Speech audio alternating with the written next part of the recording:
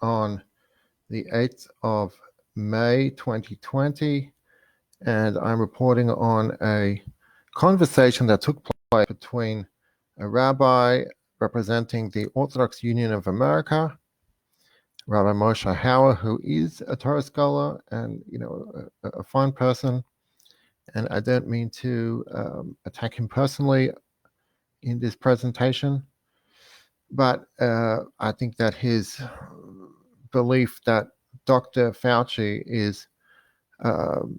speaks in good faith is sorely misguided. So Rabbi Hauer interviewed Dr. Anthony Fauci, our best friend, great hero for health and freedom and the well-being of all Americans, and who almost single-handedly has destroyed the American economy and brought and intends to continue to bring misery and sickness on the population. So I will read out this interview and make some comments. Question: when we open gradually, that means open the synagogues gradually and carefully with social distancing, masks, smaller numbers, should we be allowing or creating possibilities for our congregants to return to, I think that's every day, 7 day a week for prayer, or would it be prudent to do things more gradually, coming a few times a week? Answer: like the measles outbreak in the upper New York City area, the Jewish social culture has unfortunately led to a situation of higher risk. My short answer to your question is that I would modify the 3 times a day, 7 days a week to do staggering. That's the gateway of 14 days, which you will abide by. So he seems to be saying that you shouldn't come all the time, but only some of the time to the synagogue.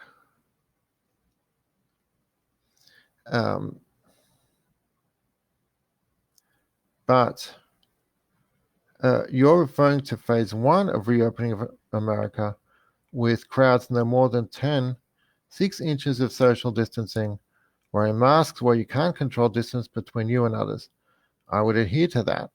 But in this situation with the presence in synagogue, if there's any way you can do staggering, so you make it easier for people to stay 6 feet, 6 feet apart, if they can't with a mask, you can do that with some degree of creativity.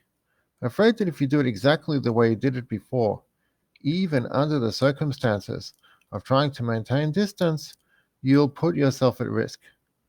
Don't give it up completely, but modify it in a way to minimize the kinds of ways we know are risks. All right. Well, again, the question is, what is the purpose of the social distancing? Is it to prevent the catching the disease? Well, weren't we told that it will inevitably spread, and the entire purpose of all these measures is to merely slow the spread so the hospitals aren't overwhelmed? Well, if so, what is the logic in all this, all these measures in general? They don't make sense.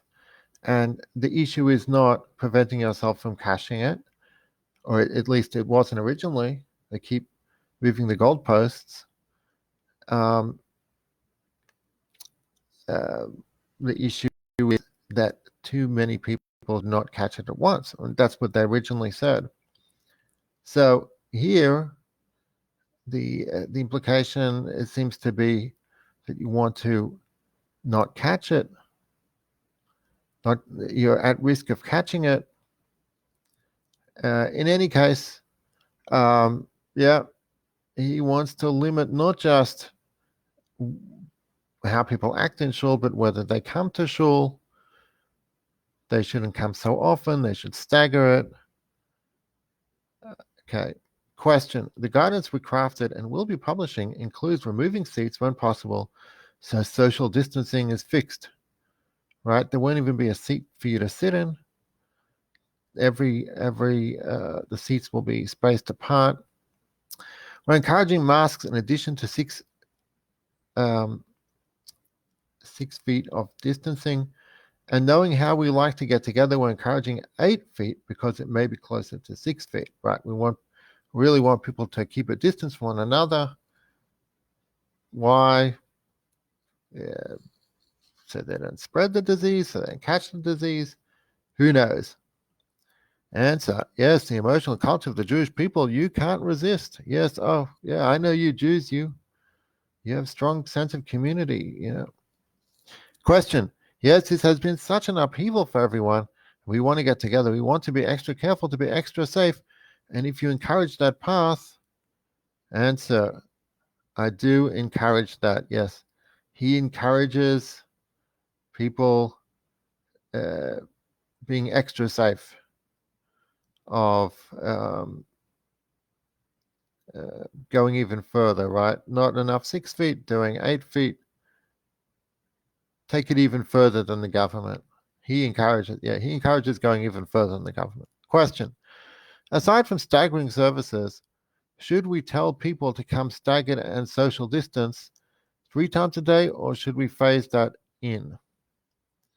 Right, so staggering services, that means it's not so much about the individuals who come, it's about when the services are. So maybe they'll have uh, the morning service, Shachris, and then no afternoon service, and then the evening service.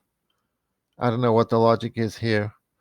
But not having 3 times all 3 services, that would be great, says Fauci. Less services is better.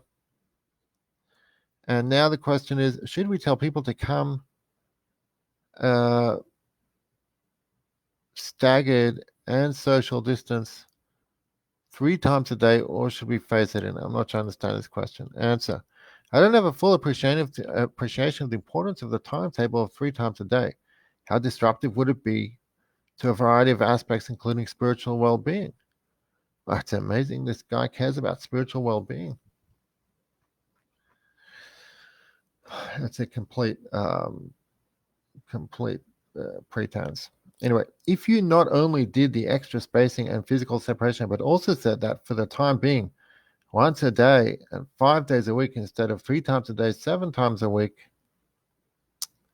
7 days a week, right? So he prefers 5 days a week and once a day. That's the ruling of the great Fauci in terms of going even further than the government in practicing these restrictions. If you can phase that in, I don't know what that would mean to you spiritually, but if it can be modified at least temporarily, I would modify a number of days, times of day, and separation. The Jewish community is scattered throughout the country, but you'd have to determine where you are in the outbreak. If you're in New York City or Chicago, which still has a lot of deaths, that's much different than in Washington State or Wyoming or Arkansas. If the level of infection in your community is low, you might say, we'll do social distancing, physical distancing, but we'll do 3 times a day. If you're in a suburb of Chicago or New Orleans, you might do once a day and 3 days a week. You need to be flexible, right? Well, once someone comes out with rules for your synagogue, you're stuck with those rules. Anyway, question. That's very helpful and very clarifying. Many depend on the synagogue, especially the older members who are high risk, and many are high risk. One thing we're hearing is people who have some level of obesity have to figure out how to approach this. We're worried about the isolation, especially for the elderly, that being removed from community has created. When we open up, they'll want to come back. Should we forbid or discourage them? Right? So, should the older people, they're at high risk, let's again make clear it's impossible, according to the official story, that the disease is so contagious, it really is impossible to stop the spread of the disease. It will spread regardless. And the entire purpose of the measures was to delay, to slow down the spread of disease. So this idea that we're somehow going to successfully protect the older people from ever catching it, is simply has no basis. If it's spreading, it will spread. There's nothing that can be done to stop that spread. Maximum, you could slow it down. Right. Let's see. Let's see what our great scientific leader tells us. Answer: this is essential. It's important, and it could really have an impact. Given the vulnerability of people with underlying conditions, obesity, diabetes, and hypertension, it's absolutely essential that we protect the vulnerable. Yep. In other words, you have to make rules not allowing grown people to, decide for themselves what risks they want to take, make their own, do their own research and come to their own conclusions. No, the synagogue and the board and the rabbi, they have to all make rules for the old people to boss them around and dictate to them whether they can take their chances and decide for themselves how dangerous they think it is to come to synagogue, especially since they've been doing that their entire lives. All these people with, difficult health conditions were coming to the shill, the synagogue, for all these years when there were viruses and flus going around, supposedly. And no one told them not to come to shul. No one said that they should stay on the safe side and not come to shul. Certainly no one made a rule that they couldn't come to shul. And now, all of a sudden, the synagogue from above is going to boss them around and order them not to come to shul. That's what we're talking about over here. It's absolutely essential that we protect the vulnerable, right? Block elderly people from making their own decisions, right? They treat them like little kids, or, that you have to make rules for. They should be the last to return. As you tiptoe into physical separation at X amount of times per day and per week, I wouldn't bring them in until you do that for a while and it looks like there's no change. You've been doing it for a few weeks. There are no unanticipated infections. Then you can think about the vulnerable. I have family members in the same boat, but you've got to make sure they're really protected until you'll feel very comfortable that nothing is happening when you go out with less mitigation. I would not at all enter at the same time. If you're young and healthy and don't have risk factors, leave the elderly and those with risk where they are before you bring them back. Right. The obvious question is that if this was a solution, if the elderly and the immunocompromised were, the solution for them is for them to stay home and not come to public places, well, why didn't we do that all along? Why did we shut down society for all the younger, healthy people in order to protect the older people and coop up everyone in their houses? Why did we not, from the outset, just advise the older people to stay home, the people with health conditions to stay home, and let everyone else operate normally and get herd immunity? Why is this logical now, but it was not logical then? What was not correct then? There's no answer for that.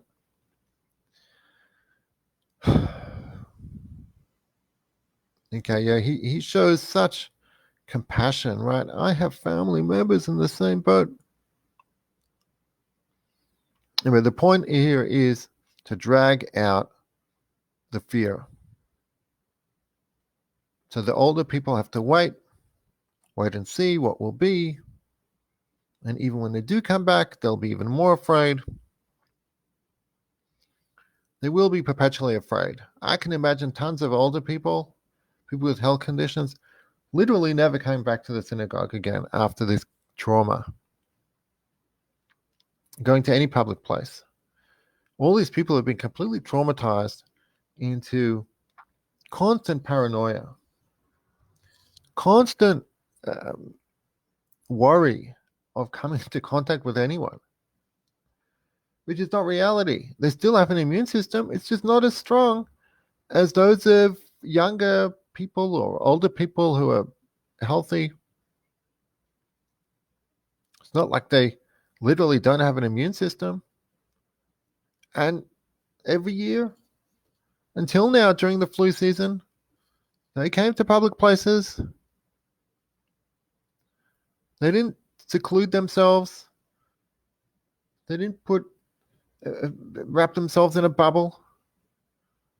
There's no difference now, especially now that the truth is coming out that the death rate of COVID-19, even according to the official CDC statistics, is not that different from that of the seasonal flu of 2 years ago, which was a nasty flu season. But still, no one said last year that because of the nasty flu season of 2 years ago, that therefore we should shut down society because of the high death rate from the flu.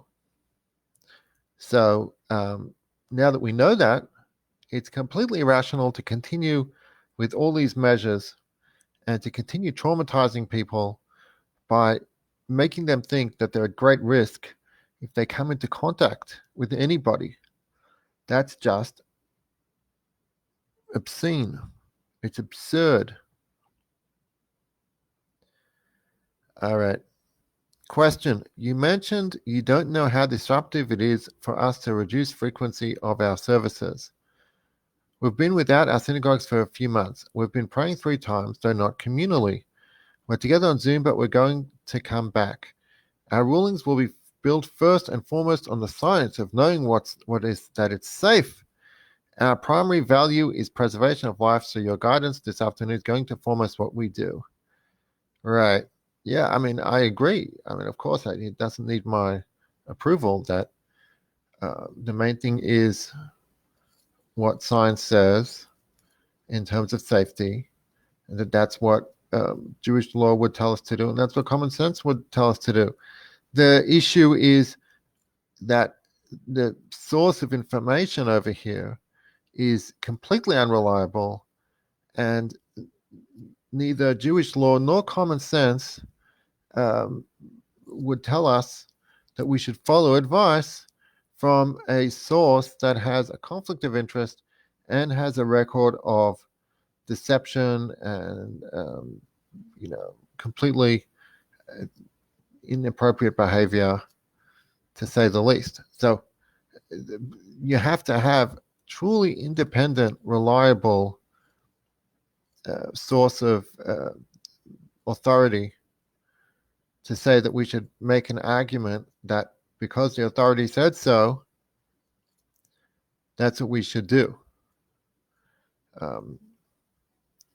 And in general, anyone appointed by the government, it should be obvious that they are acting with other considerations than pure health. That should be obvious. They are politicians. They are, they're people whose job is to control and to deceive and to spin. And that has nothing to do with science and medicine, at least in the pure sense. So this rabbi is very misguided by thinking that because the government appointed Fauci, that therefore his opinions are authoritative and are coming from a place of pure science and pure, pure authority in terms of what's best for the people. Even if we wouldn't know anything about Fauci per se, there would in no way be logical to rely on someone appointed by the government. The very fact that they're appointed by the government is already enough reason not to rely on them. That's because they are being, the government is a fundamentally biased actor. They want power, they want control, they want compliance with their rules, they want taxes, and that's in a best case scenario. Certainly in the case of this particular guy, as we'll discuss soon, he has a long record of very shady and immoral behavior. So it is really utterly misguided and naive to think that his opinion on what should be done in synagogues should matter at all. Okay, continuing. Answer. By the way, as you're doing your praying, make sure you include me in that, okay? Question. We started with the prayer and we will continue having you in our prayers. God should continue to grant you good health and wisdom. Right, yeah. We think you're just great. Yeah, oh, Dr. Fauci, you're just our savior. This guy is so naive. It's just so sad. It's sad. It's just embarrassing. I'm so embarrassed as an Orthodox Jew to see, and also a rabbi not of the caliber of this rabbi, to see how naive he is and how he just, totally believes that what this government official, this politician says is somehow authoritative and unbiased and pure. It's just sad to read. All right.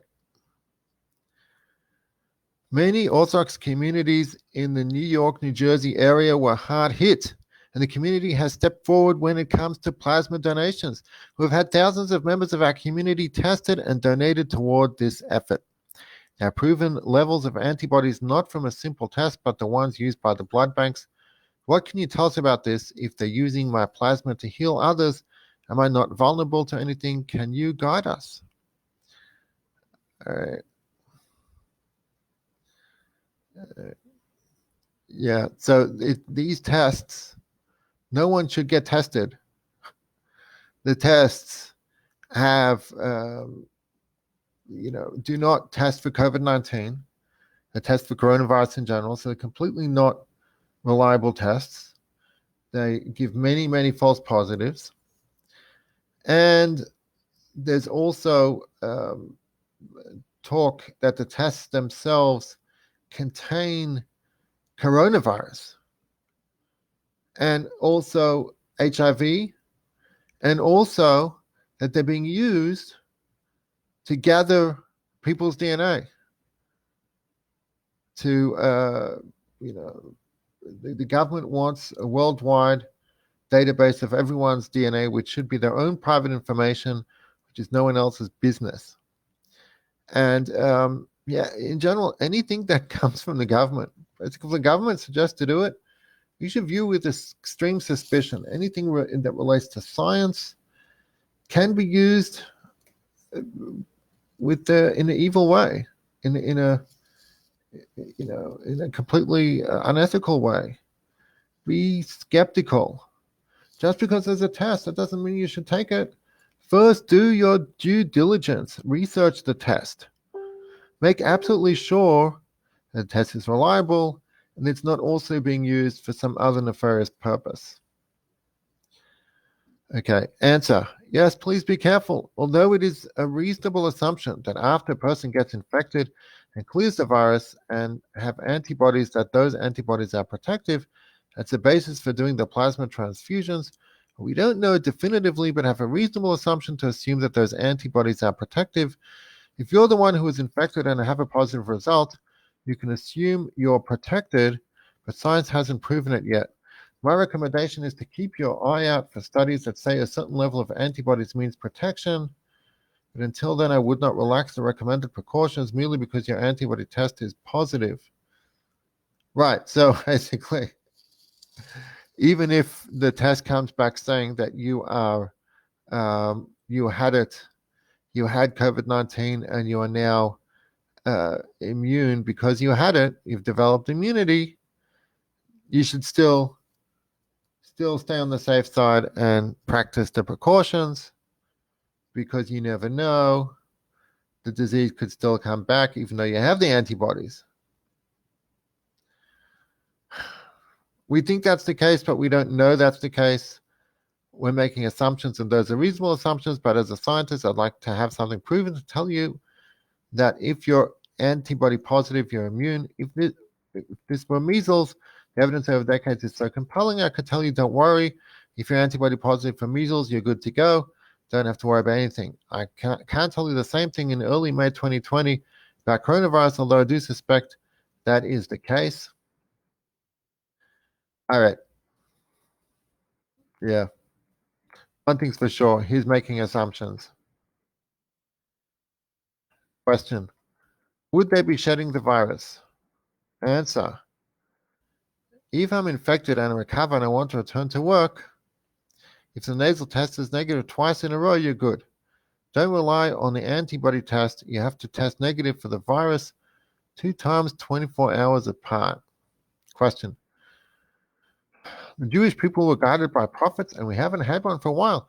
I'm hoping you can look ahead for us. Oh, wow, this is really cringeworthy. Sorry. I'm hoping you could look ahead for us. We're hoping that when we can reopen projection, we hear things frightening about second waves. Yes, Fauci is telling us there'll be a second wave because he knows, because he is coordinating the release of the second wave. That's part of the plan in this scamdamic, plandamic agenda, is the second wave to traumatize us all over again and further expand the national security police state. Okay. For many, the high holy days in the fall, what we'll be able to do. I understand you can't predict with certainty, but if you could share with us what we should be thinking, right? What should we do? We're looking ahead for a few months in advance. We want to come to the synagogue during the high holy days. What'll be then? Yeah, these are important questions. This is definitely a good question. Answer: it would be folly and inappropriate for me to give you definitive predictions. I can tell you what I'm thinking. It is likely that if we continue in a measured reopening, gradually by phases that I hear you speak about, and I'm pleased to hear that your community feels cautious about that. If we do that, I'd imagine by the time we get to June, July, and August, the level of infection will be quite low. As we get to the fall, there will almost certainly be virus. Right, yeah. Then we'll come back right to it later on in the year. It's going to come right back again, almost certainly. Whether that becomes a second wave depends on our preparedness and our ability, right? So if you don't want everyone to suffer again, you should follow everything we say, including in not too long a vaccine and a microchip. Do everything we say, and then you'll be safe. You can trust us. When infections do repeat, we can put the lid on them by identification, isolation, and contact tracing. Right. We want you to download the app that will follow you around and mark has infected everyone who you came in contact with, and further expand the police state. Yep, that's what you got to do if you ever want to get back to normal. You need certain tools to do that. You need to test efficiently and quickly, right? Do lots of testing. Conform with our testing recommendation. Yeah. Get your community to force testing on everyone. You need to isolate people out of society when they're infected so they don't spread. People isolate themselves when they're infected. Oh, yeah, but once you got a test, you're completely healthy and test you positive, So then you have to isolate yourself, even though you're completely healthy, and not be able to work and earn a living because you got a positive test. You have to rely on the test, even though the tests are unreliable. Even according to the official story, the tests are unreliable. They're not fully reliable. Certainly, the truth is that they don't even test for COVID-19, so they're just completely worthless. All right, you need to do surveillance in vulnerable situations, nursing homes, prisons, meatpacking facilities. If we have that in place in October, November, and December, even if there are cases, we should be able to handle them, right?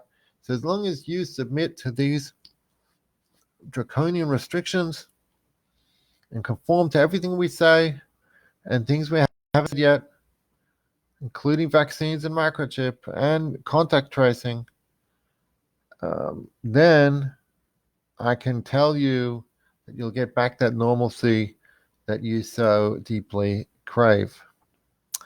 Okay, continuing, we should be able to get back to some normality, but it will be a new normality, right? It'll be a normality controlled by me, King Fauci.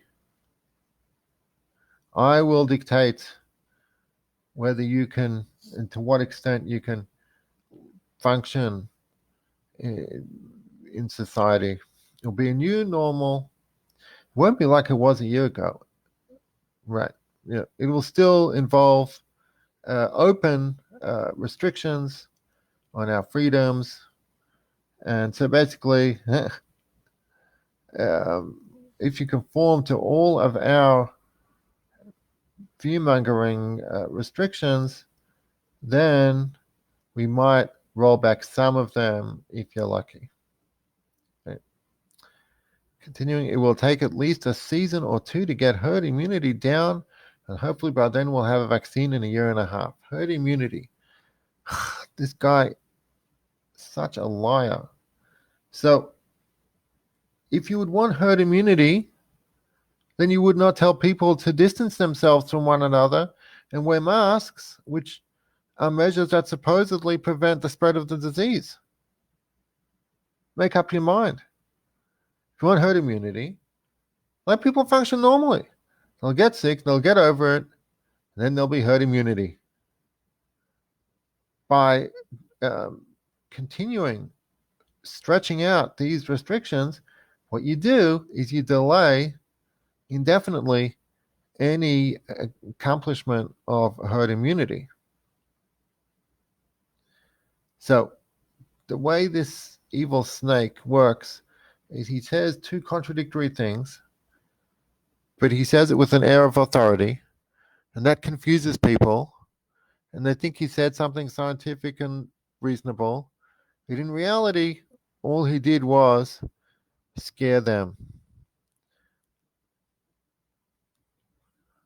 Continuing. It will take a season, at least a season or two, to get herd immunity down, and hopefully by then we'll have a vaccine in a year and a half. The vaccine, that's the solution. All you Jews, you got to take your vaccine. The rabbis and the lay leaders and the administrators have to dictate a vaccine for everyone. Vaccines for you, vaccines for everybody. Go with caution in the fall. Adhere to recommendations of whatever is going on in your community and be patient. We're not going to be 100% normal for at least another couple cycles yet. So basically, conform indefinitely with all of our restrictions, and maybe one day we will let you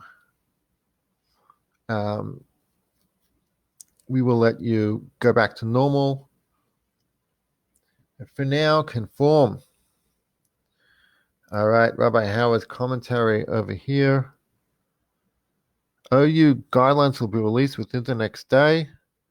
We're not ready to implement the guidelines yet. In this process of preparing for reopening and to create a document of principles, when every locale is different, we're not in a position to say that on this date every community should reopen.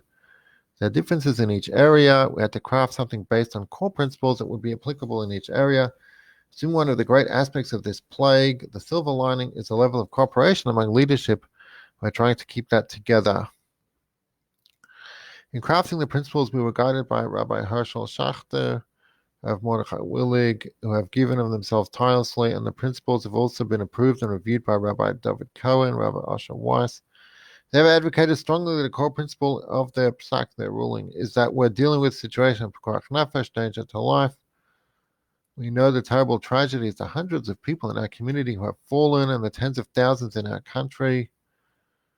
Yep, all the Jews have been traumatized by the deaths in New York, which they've been led to believe were caused by the dreaded coronavirus. In fact, it was mass murder in the hospitals. This is arguably the most consequential decision that each of us will make to open up our shuls, to open the possibility, God forbid, of reversing the very positive trends that social distancing has created. It's the position of our poskim, our halachic authorities, that we be very conservative going forward. Every state will allow gatherings of 10. Technically speaking, we will be within the law.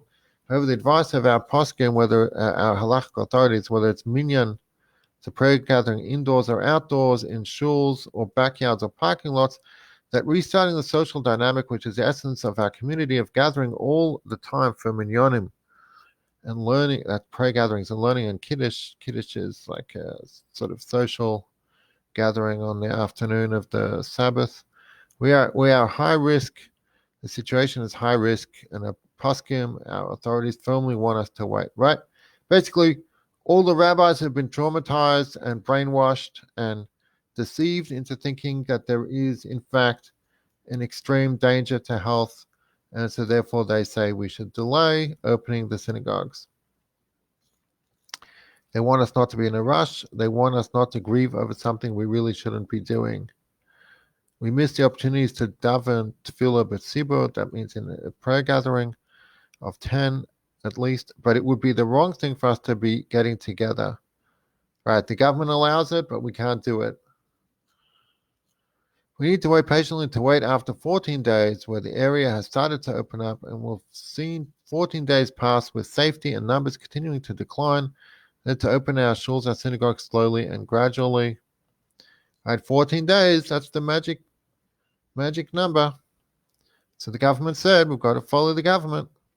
As Dr. Fauci advised on the call, with proper spacing, masking, staggered minyanim, and not everyone davening all the time, right? We have to disrupt normal functioning, said King Fauci. There is a value to the outdoor environment, but we need to be extremely careful, and our poskim, our halachic authorities, are telling us not to create a situation where everyone is let out. We crave getting back together, but our experience has been that when we do, even the 10 people for a Levaya funeral, it's hard for us to maintain that. Yeah. Yes, it is hard. It's traumatic. It's absolutely traumatic. And that's what these evil lowlives want. They want us to be traumatized. I don't know what's more traumatic, not going to synagogue or going to the synagogue with all these restrictions. To me, I think the latter is more traumatic. I'm not relishing going to a synagogue. It is hard for us to maintain 10 for a funeral. Yeah, it's hard. Why should only 10 people go?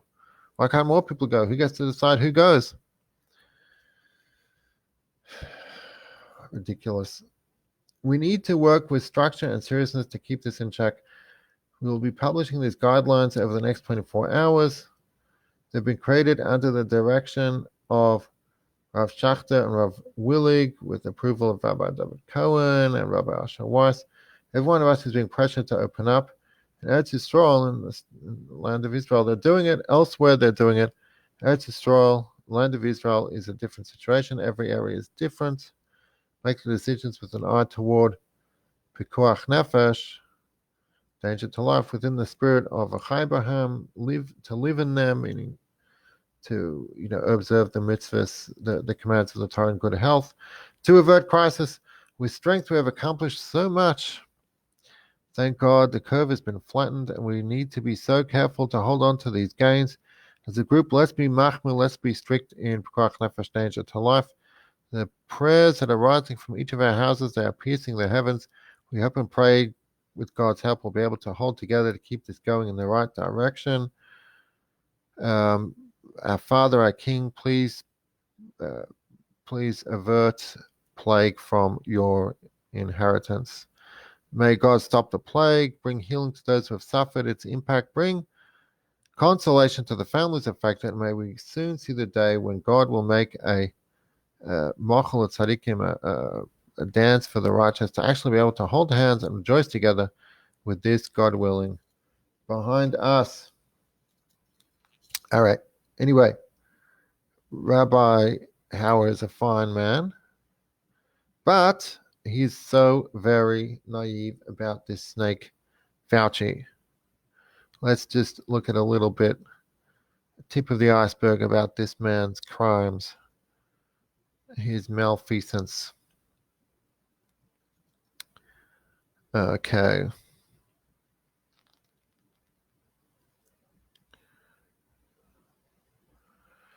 So here we talk about the drugs, the issue of a treatment. The head of the French team, Didier Raoult, MD, PhD, is one of the world's top infectious disease and virology experts. They point out that a major advantage of older drugs for this coronavirus is that their safety profile, side effects, dosing, and drug interactions are already well documented. So we have perfectly good drugs already available, and so they should be preferred. However, Ian Lipkin, MD of Columbia University, recently told MSNBC with a grin that investments tend to go toward treatments that are sexy and new and patentable, rather than tried and true classic sort of methods, repurposing drugs and strategies that have already been shown to work. Right? They want to come up with something new that they can patent and make a fortune off in order to cure diseases, not things that are tried and tested and are not patentable, meaning they really can't make money for Big Pharma.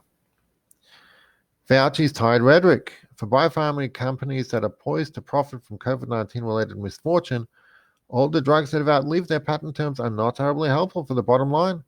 Could this be why leading White House coronavirus advisor Anthony Fauci, longtime head of the National Institute of Allergy and Infectious Diseases, recently poo-pooed the published chloroquine evidence as merely anecdotal? Right? Fauci dismisses hydroxychloroquine. Fauci is a stalwart enthusiast of patentable vaccines, skilled in attracting massive government funding for vaccines that either never materialize or are spectacularly ineffective or unsafe. For example, Fauci once shilled for the fast-tracked H1N1 influenza swine flu vaccine on YouTube, reassuring viewers in 2009 that serious adverse events were very, very, very rare.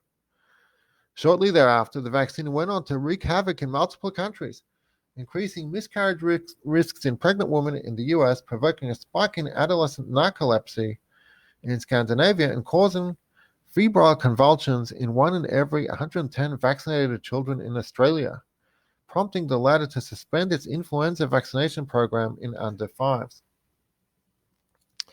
How do these lowlifes get away with this? How does anyone allow this person to have any position at all? He should be put in prison for that, for such malpractice. Unbelievable.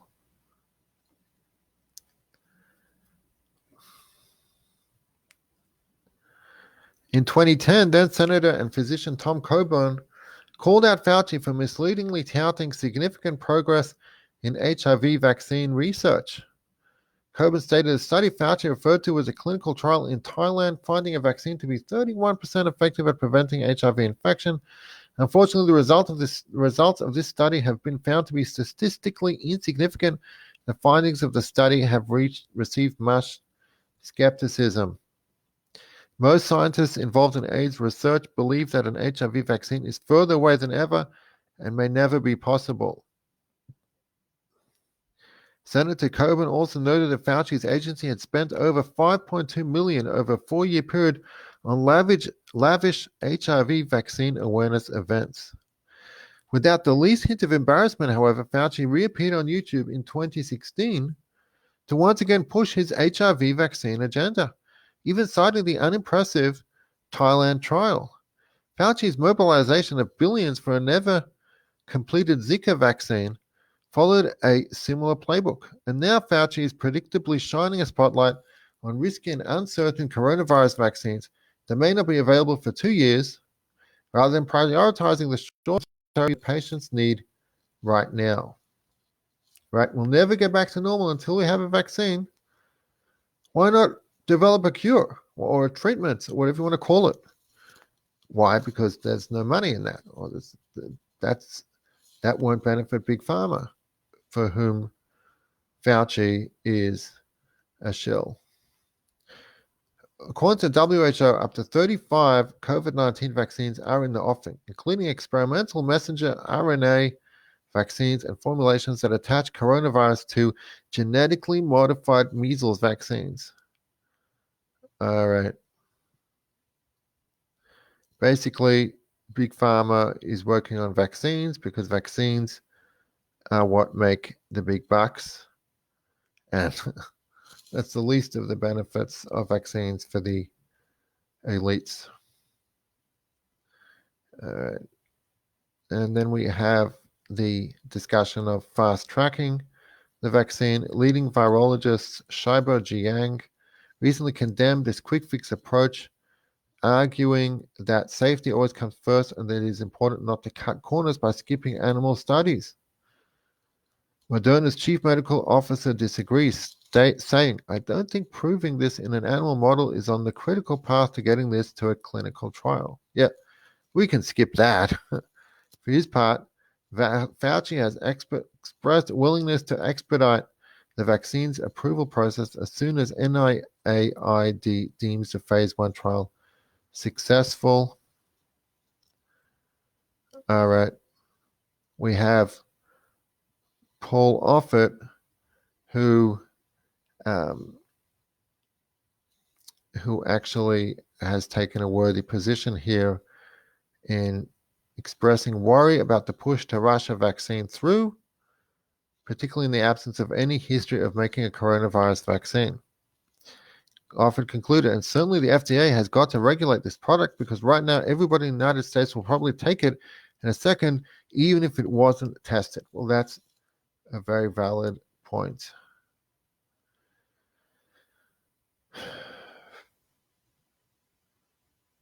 Anyway, there is tons of information easily available to the click of a button to anyone with the with the willingness to do the research, that this Fauci is a thoroughly corrupt guy. He's been involved in many scandals, and he's directly caused tremendous sickness, misery, and loss of life. I'm not going to continue this video any longer to read it out, but there is incredible documented evidence of how Fauci is a professional liar, a professional shill for Big Pharma, and it's just sad. To sum up, it is very sad that rabbis think that this is the person to consult with, and simply because he is a government official, is appointed by the government, therefore he's somehow reliable. If anything, the very fact that he's appointed by the government should be reason not to rely on him.